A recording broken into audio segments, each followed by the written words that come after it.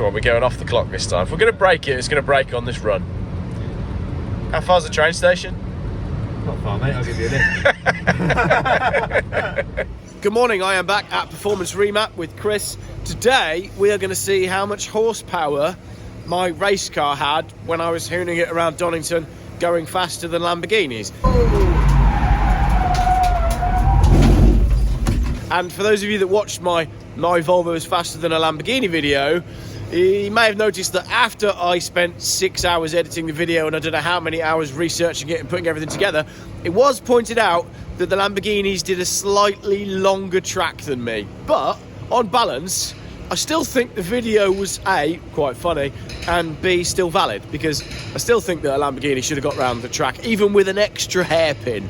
So we'll pop it up on the dyno, as we've done many times before, and see how much this thing can produce. Place your bets in the comments. 280,000 miles.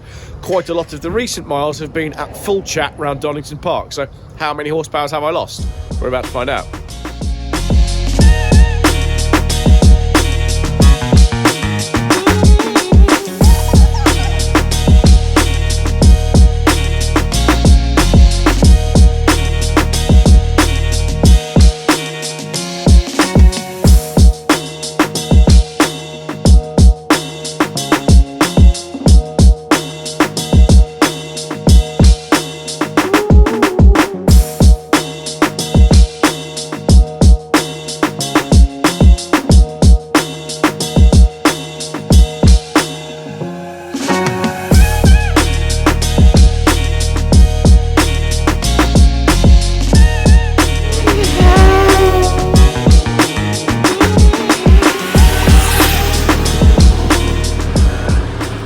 So 220 newton meters of torque and 168 horsepower is the target from the 20 valve. So we'll see how she does. 1995, isn't it? Yeah. About 100 laps of Donington.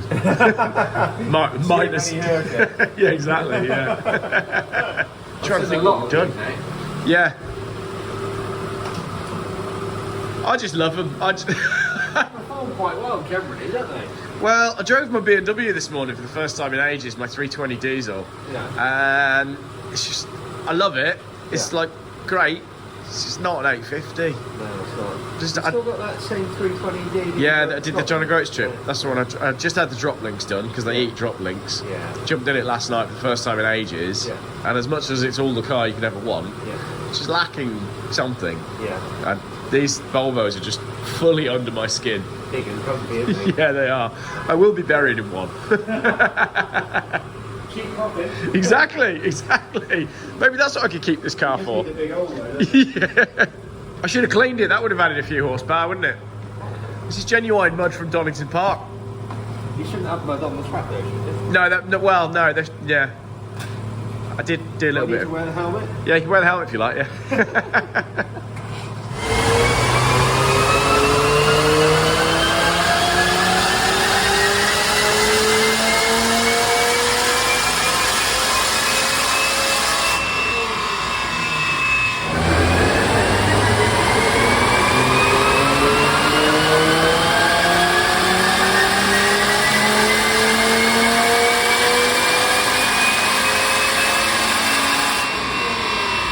I'm filming in zoomed out mode so we can see it all. So talk us through what you're doing then, Chris. So I've just clicked to do a new run on the dyno. Fans on, everything's good to go. And we're running this in fourth gear. Yep. So in a second I'll just bang it into fourth and then we'll take it up somewhere near the red line. Cool. Let's go for it. Let's hold on to the wheel just in case. Just in case.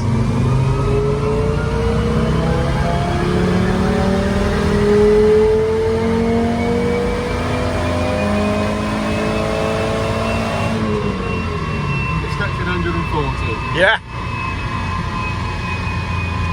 But this is the safest place to be in the dyno zone. Yeah, I'd imagine it is, yeah. Inside the car. So was there anything more to go there? Could you have gone further into the red? Yeah, I don't mind if you do. I don't mind. But I've taken it up to just below 7 because that's when it turns really red. Right. So that really red means don't go any further. Don't go any further. And it's done a few miles, so... I was doing that on the track.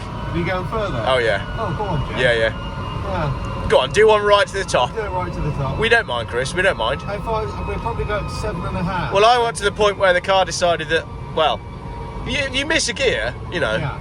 I reckon I had it right off the clock. Yeah. Probably in third gear and all. Yeah. So if it was going to break, it would have broken on the track day. I mean, I did my very best. We'll give it a go. We'll go a bit higher. We'll see how it sounds. I tell you what, right? I know I'm biased. Yeah. This is one of the best sounding cars we've had on the dyno. Sounds alright. Sounds fantastic. Sounds alright. You can hear it quite well in here because all the Yeah, sound is literally yeah, gone. you can, yeah. Right, let's try this. Come on, we're going off the clock this time. If we're going to break it, it's going to break on this run. How far's the train station? Not far, mate. I'll give you a lift.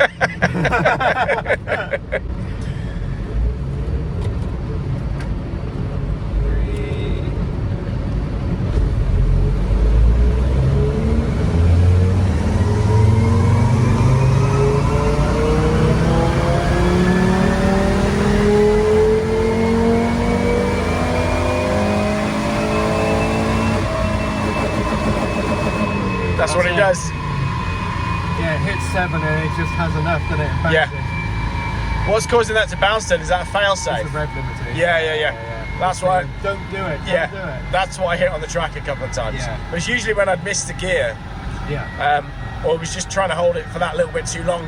I was going up the back hill actually. Yeah. I'll have to put I'll put the edit in, but Boom, boom, boom, boom, boom, boom. yeah. The other thing it was doing, amongst the many faults with this car, is towards the end of the track day I was losing second gear. Yeah. So I was dropping down into second for the chicane, and then it would throw it out of gear mid-corner, which spun us once. How did that all go? There's moisture in there, isn't it? I don't know. It was a very wet car, so when I picked it up from Wales 2 weeks ago, all the interior was absolutely soaked. It's sat around. Yeah, it'd been sat around. There's obviously you smear a bit of sunroof seal or something like that, but all the carpets, all the underlay, everything was absolutely sodden. Yeah. So I reckon a lot of the weight that I removed from the car was just water. Wet. And I feel like it's still drying out, but I got to work out what to do next with this car because it would be a shame to give up on it. But it's done some miles, hasn't it? That pulled. Well, we're going to have a look on the printout, but 124 I think was the best run. Yeah, that was wheel power there. So what's that at the I engine? think you got about 157, 158. All right. So if it is 158, then mind you, that's only 10 down from factory. So factory was saying 168. Yeah. It's not It's too not a bad. million miles away. No, it's not, is The it? torque's 210. That was meant to be 220 from memory. Yeah. So we're not far off. The last run, can you see the spike where we hit the rev limiter? Oh yeah. Boom, boom, boom. The car has pulled basically 156, 157, 156 at the flywheel. Yeah. And torque 210 to 11 newton meters. This run shows higher at 190. Yeah. But that's because we were bouncing off the rev limiter. Yeah. Having fun, see if we can blow it up. Yeah. And it lived. But when we were bouncing off the rev limiter, it messes up the transmission losses. Yeah. And inflates that figure. It gives you a false reading, basically. Yes. Yeah. You can see the wheel power is about the same. Yeah. Okay. Every run, but because of the bouncing off the rev limiter, interferes with transmission losses. Yeah. And inflates your run. Yeah. But 157 horsepower and 210 newton meters isn't that far down on what it should be. No, it's not. It was meant to be 168. 168 and 220. 220. So we're 10 newton meters and 10 horsepower down, aren't That's considering it we? The is. miles on it. It's a bit of a beater. Yeah. With that mileage. Yeah. That's not too bad. It's pretty good. And also, we know because I was told when I first bought it, Yeah. the engine isn't exactly in fantastic health. So Well, there's some fluids underneath the engine. let's have a little look. I'm sure there is. I'm sure there is as well.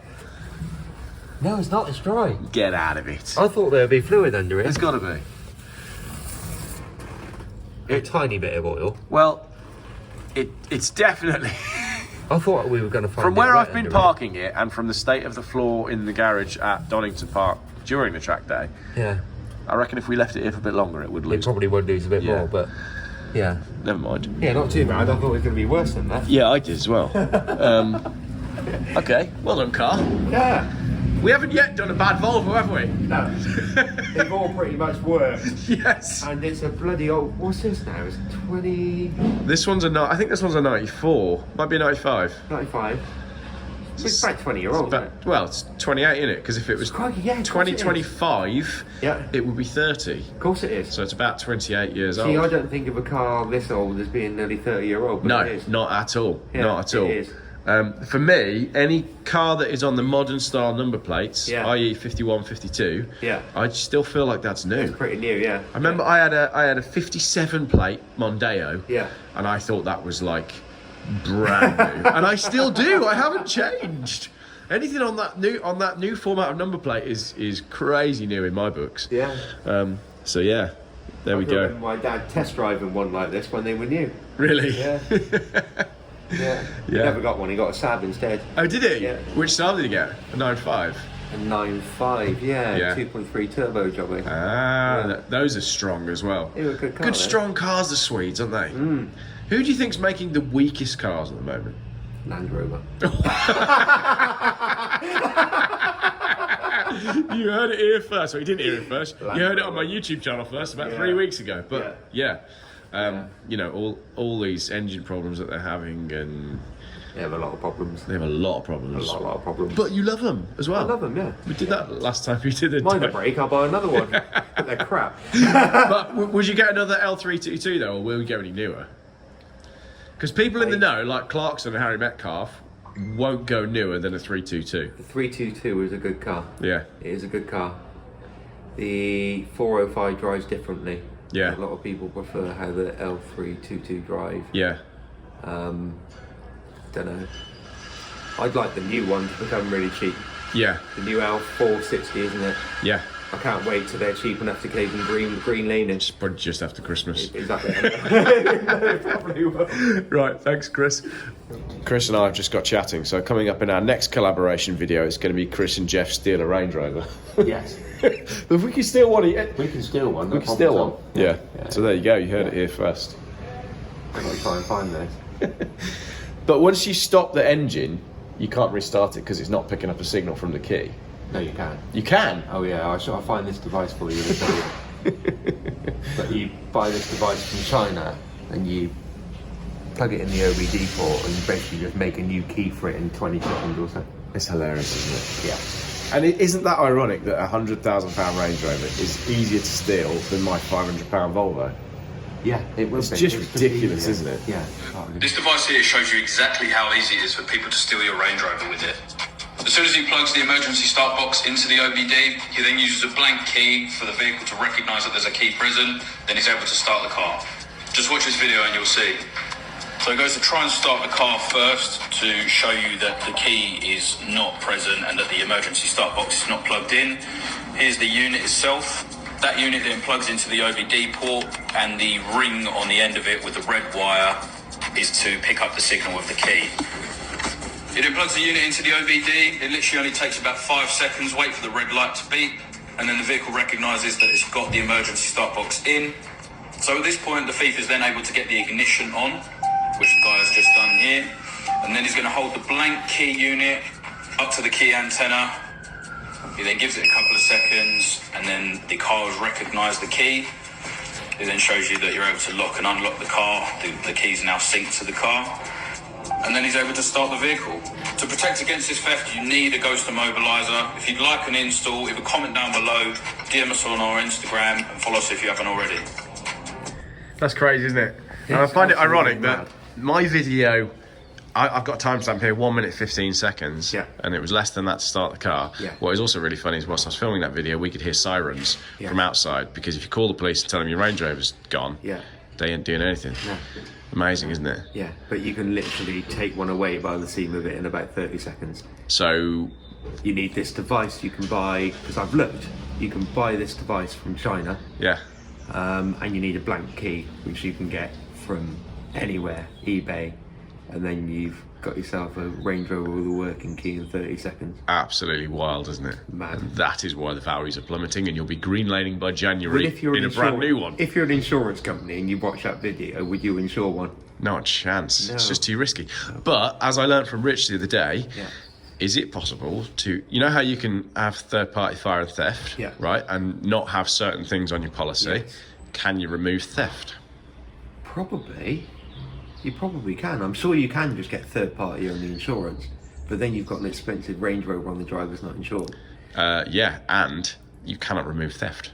That's what Rich was going to try and do. When he was going to try and help everybody, he was going to say, what if we set up an insurance company where you can insure your Range Rover and you say, I've got a ghost immobiliser, it's in the garage and it's behind bollards, I don't need it insured at home for theft. Can we then bring the insurance rates down?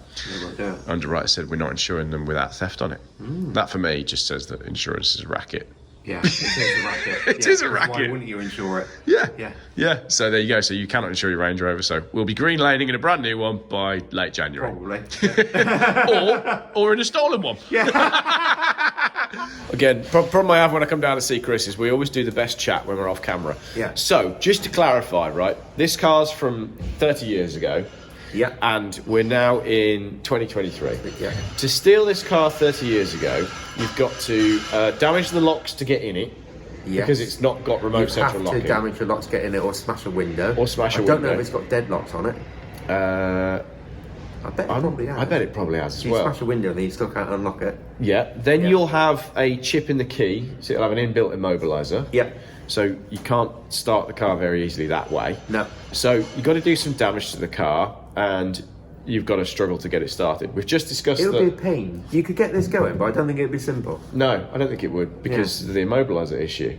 And you're going to damage everything underneath the steering cowl and all that you're stuff. going to make a mess. But if you wanted to steal a new one, as we just discussed, it's 30 seconds and it's all electronic. You just plug it in and job done. And zero damage. Yeah. So if you want to buy this car stolen, you can tell it's been stolen. Unless you do a lot of repair work. You want to buy a new Range Rover that's been stolen, you've got no way of knowing. No, because you just got a key that works and no damage, physical damage done at all. Crazy. And then, if we want to clock this car, we have to remove... Take the clocks out and start winding stuff back, don't we? Yeah, and that is, on these, it's half the dashboard. Yeah. I've done it, and it's not easy. It'll take you all day. Yeah. And then I'm told as well on the Volvos, it's very hard to wind the clocks back without causing damage to the binnacle anyway. Yeah. So you could probably stop the clocks. Yeah. But then if you want to sell the car on with non-functioning clocks, you're in trouble. Yeah. So it's the old-fashioned way of doing it, which is doing it manually. Yeah. Now, if you want to clock a new car, let's say a Range Rover. Yeah. If you know what you're doing, it's pretty simple, I understand. Yeah. Yeah. And you've got to the stage where, because of the systems that you use for DYNO, you have to ask people what? If their mileage is correct and true, if they got a mileage blocker on it. Because if people put mileage blockers on cars, it sits on the CAN network and it's obviously hiding stuff from other bits. Yeah. So I always ask them if it's got a mileage blocker on the car, because it's interfere when I'm flashing maps to it. Yeah. And you'd be surprised how many people have got them. Well, if you lease a car and you want the lowest price for your lease, you need to choose low mileage. You do. And what you could do, if you wanted to, was, let's say, sign up for a lease of, 5,000 miles a year. Yeah. Do 20,000 miles. Yeah. And then have a man plug into your car and remove some miles at the end of the year. Yes. So do that for 3 years. Because they're not going to get an MOT for 3 years. So your mileage isn't being recorded by anyone unless you take it in for a main dealer for service. So if I was to place a bet, if I was a betting man, I would say that a lot of lease companies... So what's really funny as well is, let's say I lease a car on 3 years. Yeah. I lease it on 5,000 miles a year. Yeah. And I return it on slightly above that, because I'm pretending, I've gone over a little bit, but really I've had the odometer changed multiple times. Yeah. Give it back to the lease company. They're then going to send it to an auction, but before they send it to an auction, they're going to clock it as well. Potentially, yeah. So buying a modern car, it's a risk, isn't it? They've made all this stuff digital to make it harder for people to clock it, but they've actually made it easier. So in moving forwards, we've actually gone backwards. And I find that as well, like stop locks. Remember stop locks? Yeah. They disappeared, didn't they, for years? And now they're back. People are coming them back because it's a big old-fashioned device, and the thief looks in the window and thinks, I've got to saw that on the drive, I'm going to make a noise, let's just go find another one. It's just ludicrous, isn't it? Yeah. So there you go, the future is retarded. Thank you very much, everybody, for watching. Next dyno day, I'm not going to talk about dates yet, we'll work that out in the new year. One. It's going to be a low power one, isn't it? Yes. So less than, I think, 140 horsepower, so low powered cars, be lots of fun, and will require a lot less straps. It'll be quick, simple and easy. Exactly, yeah. So that'll be in the new year, but that's it for the moment. Have a great Christmas. Yes. Have you had a good year? A really good year. Busy year. But buzzing for a break. Yeah, absolutely. And me and you lot, so thank you very much, everybody, for watching.